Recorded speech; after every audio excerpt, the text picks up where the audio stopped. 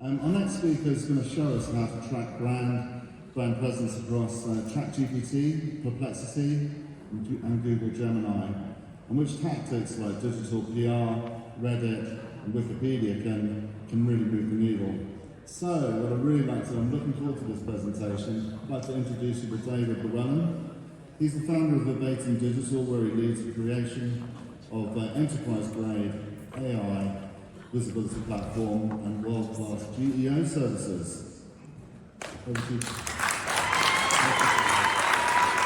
Thank you. All right. Well, welcome back from home. How's the room doing? You guys are energized? Yeah. All right. Okay, so I'll ask them how they're doing in ChatGPT in the last couple of months. All right. How many of you didn't know how to answer the question? Well, all of us. None of us know how to answer this question, right? While we're here, we just want to learn. I want to learn with you guys. What we've been able to do is just come up with some questions. So the first thing I want to do is just really kind of gauge the room, right? If you read LinkedIn, you go through 1,000 experts that swear they know exactly how to improve your brand presence in ChatGPT, Perplexity, wherever. I feel like we're in two different camps.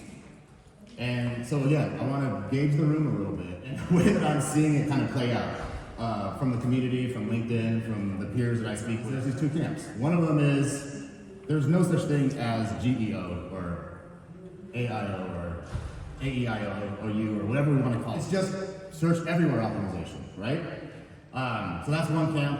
I feel like that's the conservative ones of us in the group. We've been doing SEO for 5, 10, 15, 20 years, some of us. This AI thing comes and everybody wants to change the acronyms, and we're pushing back. That's not happening, right? It's just SEO. Let's just change the E from engine to everywhere, right? And then I feel like there's a whole other side of us that say, in 1 to 5 years, there's no such thing. We're gonna have general AI. It'll basically render search engines obsolete, humans alike, right? And we're all going to need some type of, universal basic income just to survive, because AI is going to do everything for us, including mow our lawns and so forth. So as a raise of hand, who's on that first camp? No, it's just SEO. Okay, about half the room. So I was right. We actually do have a 50-50 split. How many of you are on the other side, where it's 1 to 5 years, general AI, everybody's obsolete? All right, so a lot of you did not raise your hands. So that means you're exactly where I am, which is somewhere in between, right? Okay, so I think we're all basically on the same page, except for page 1 power here, who thinks general AI is down the street. Just kidding. So let's go the other way, how about? So here's how I feel about this. You guys can disagree with me. LLMs are not conscious beings. Right? LLMs have done an amazing job of translating language into math and make incredibly accurate predictions that basically make us think that we're speaking with something with human level consciousness, which is why I always ask ChatGPT to please do something, right? But at the end of the day, we really need to know that, how are these LLMs really working? Have you ever gone through a prompt and sequence of prompts where you start asking it questions that it can't really do, but you feel like it's moving with you, and you're like, okay, now grab this data and then synthesize this over here, and you do 3 prompts later, and you're like, okay, now wrap that all up, but instead of this brand, change it to this brand, right? And you really want to see what the output is, and it comes back with just absolute gibberish. But you feel like it should have followed your train of thought. You feel like a human would have been understanding exactly where you are in that process. I find this happening to me all the time. And I felt like it was pretty important for me to stop and really try to understand. I'm no AI programmer, so I don't understand the math, but I just wanted to understand some concepts. And I hope that I can kind of bring you guys along with me for my journey as far as what I really understood of how are these engines working, right? So, entities. right? This was one of the concepts that a colleague of mine sitting right over here, he can raise his hand if he wants to. Hey, Troy. Yeah, he really turned me on to this. And an entity is really something that I think Google was getting there, right? With the knowledge graph, with RankBrain. It was really starting to put together concepts around ideas, right? Where we can put a keyword in, but it knows if we type in Taylor Sheridan, right? Or Taylor Swift, if you will, that there's a whole lot of pieces of information and disparate pieces that are connected into for it to really understand a bunch of different contexts, right? And this really helped me to kind of understand when I'm talking about something, moving my SEO mind into, how are these LLMs really understanding what I used to think was just purely writing on a topic. What can we now do that we understand that we might need to start writing about things that maybe from an SEO perspective we wouldn't have, but now that we can start to understand the different entities that are associated, this is really allowing us to move the needle when it comes to AI and really understand how they think. And I promise you, I'm not going to go through a bunch of bullet points for all my slides. Just a few of these setup slides, I think, is really going to help, the rest of the presentation. I keep going the wrong way. Tokens. So again, this part really helped me turn language into small pieces of meaning called tokens.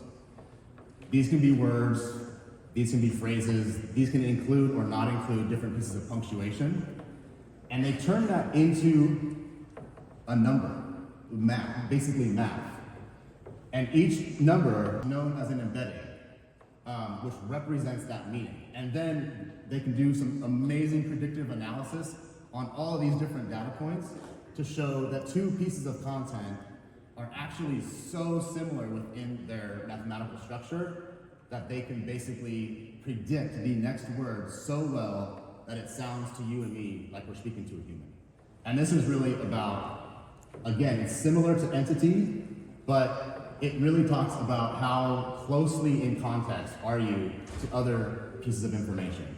And so that's how it knows, for different attention mechanisms, models like GPT can basically now tell you which conversations matter the most. And it really, at the end of the day, it can say, what should I pay attention to right now with this specific prompt? That's where that salience piece comes up.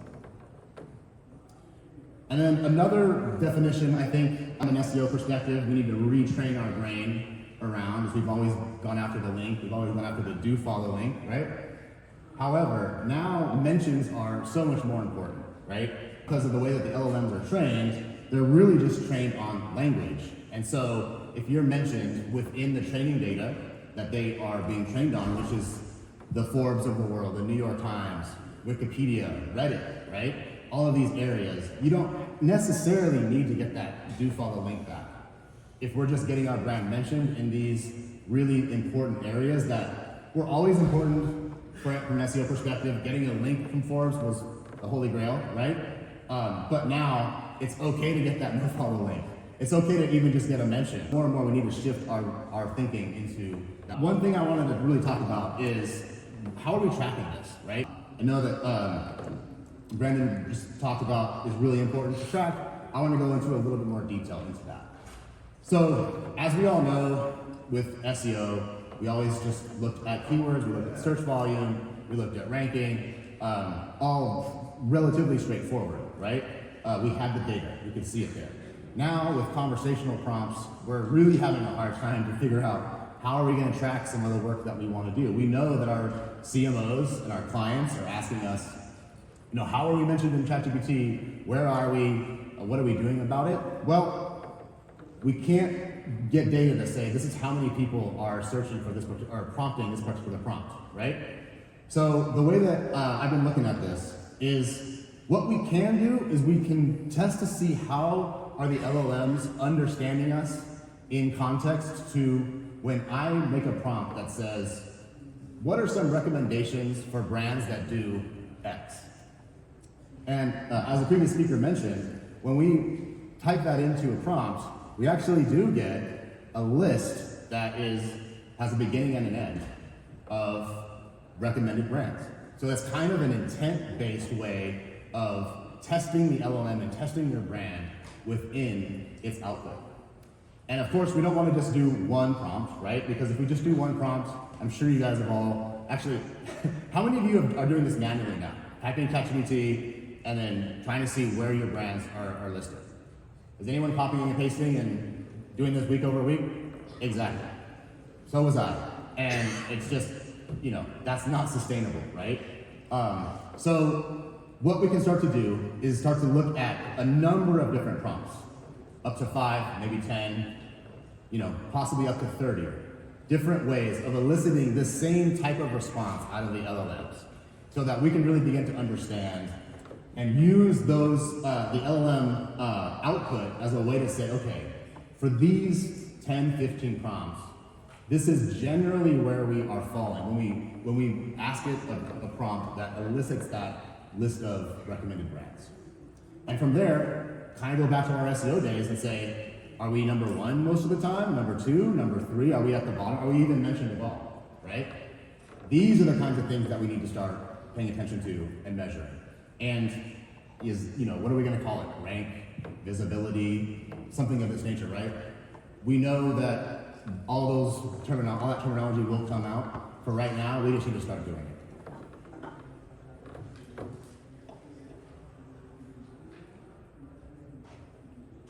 All right. Now, go back real quick. It's a little slow. Okay. So, what to track for an individual prompt?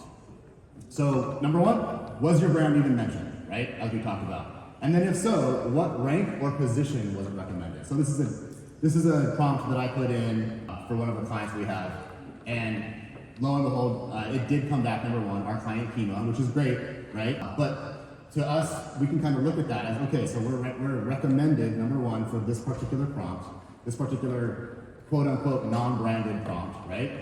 And now we can see some of the competitors as well. And now we can begin to track this. So this is, on the right-hand side, you can see a data point where we're just actually pulling out the brands and tracking the results. And of course, we can do this manually, which I've been doing for a while. We can use tools as well, which I'll get into. But that's just for one prompt, right?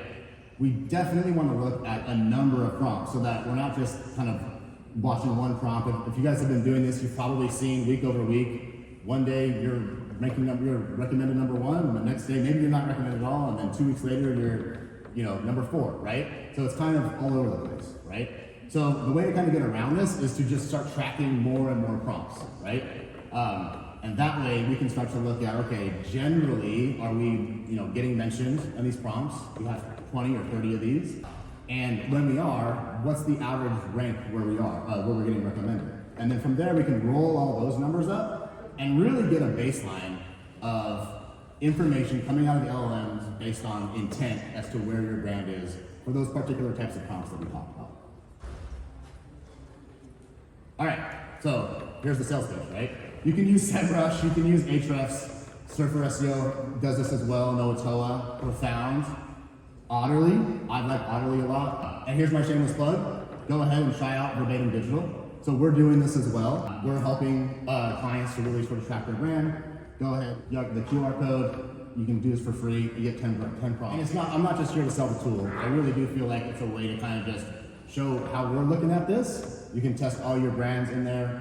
Like I said, I think we can get 10 for free.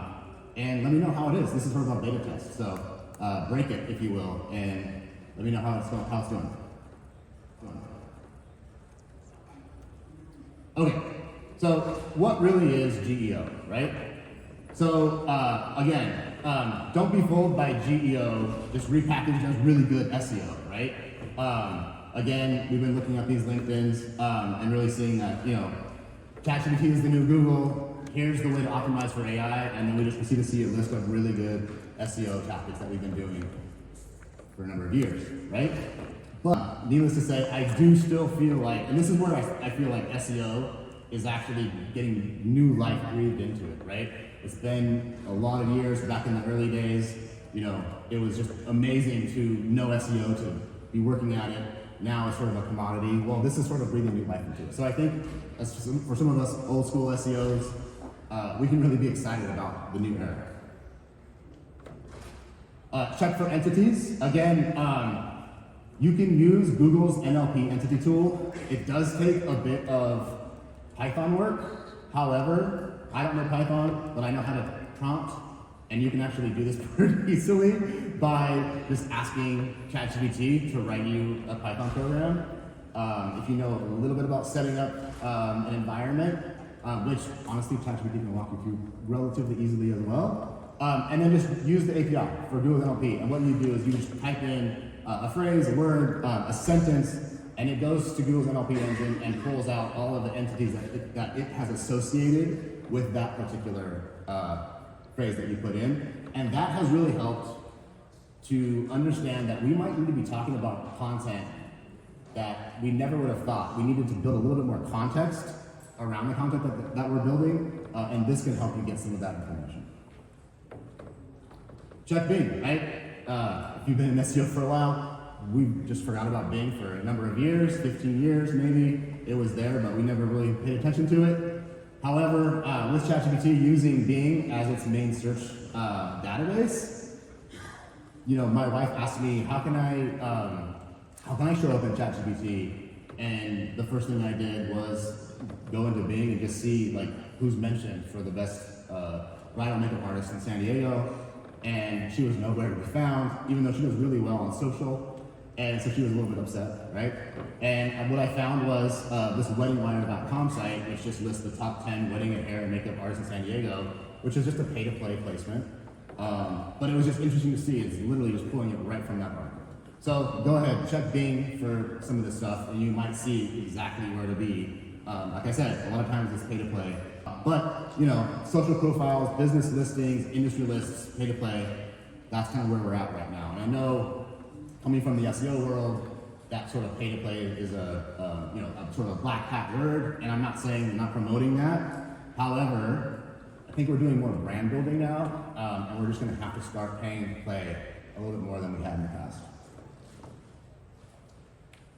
LLM versus AI. So one thing you can do is actually turn off the search function when you're checking your brand in AI, and that gives you what the actual LLM training data is saying about your brand, which is probably a lot different than what it does on top of the search. And so that allows you to find gaps and errors and things like that in your brand. For example, we found one of our brands, they used to they did a rebrand like 3 years ago, and the training data, since it's a few years old, hadn't disassociated those two brands, and so it was ranking them, you know, next to each other as opposed to kind of consolidating that authority into one, which means we need to do a little bit more work to consolidate those entities in the eyes of the LLM with content. Off page, I have 13 seconds here. I'm going to go through. These should be easy. Get a Wikipedia page.